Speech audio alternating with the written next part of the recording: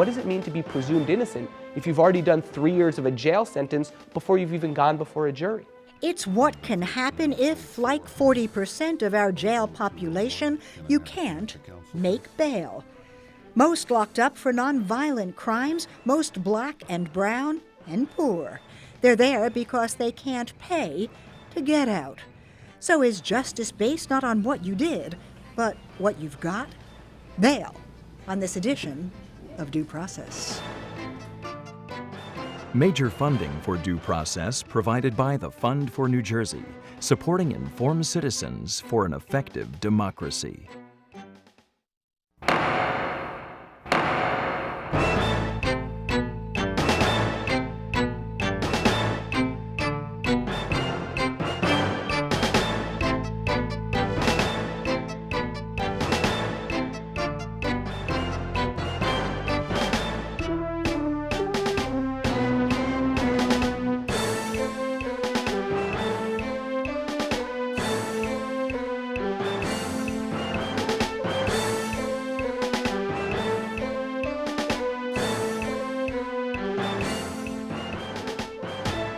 You're arrested, charged with a crime, brought to court.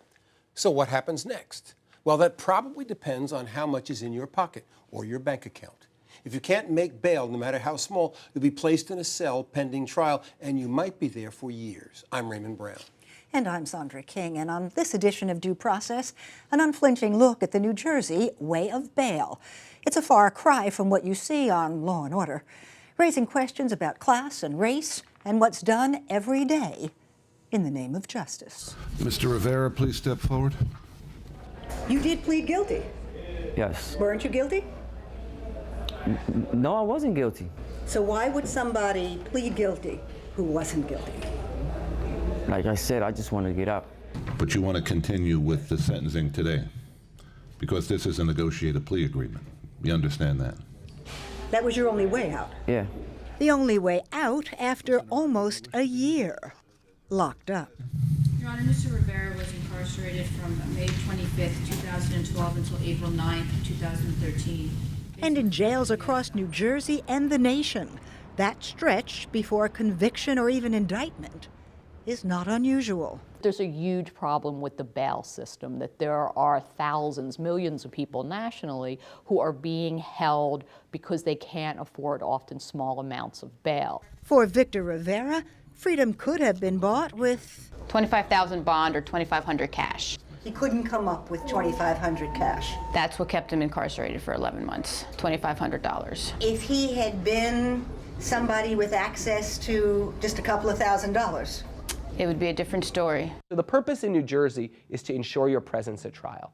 But what we've in fact done is replaced it with a system that so heavily relies on money bail that it keeps poor people in jail pre-trial, and the functional effect is that it extracts guilty pleas from innocent people on a routine basis. If you had waited to go to trial, how long do you think you would have been in there? 15, 16 months.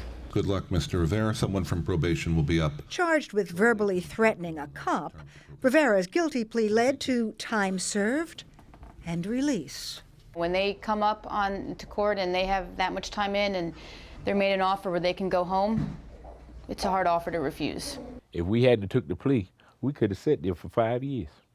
We could have sat there for 5 years. Without a trial. Without a trial. Ricky Robinson and two co-defendants, insisting they were innocent of breaking into an abandoned dairy, but unable to make bail, held out for 21 months in the Union County Jail, their trial repeatedly delayed before they finally gave up and said guilty. So Ricky could have, with $5,000 and a bondsman, gotten out. Yes. $5,000 was not something he could make. He could not. He was indigent. He is a very poor person. How typical is that of your clients? That's very typical. Most of my clients are very, very poor. Most Black or Latino, most unable to make even small amounts of bail. 40% of the people who are in our jails are there strictly because they cannot afford the often nominal amounts of bail that they've been given. And 40% is no guess.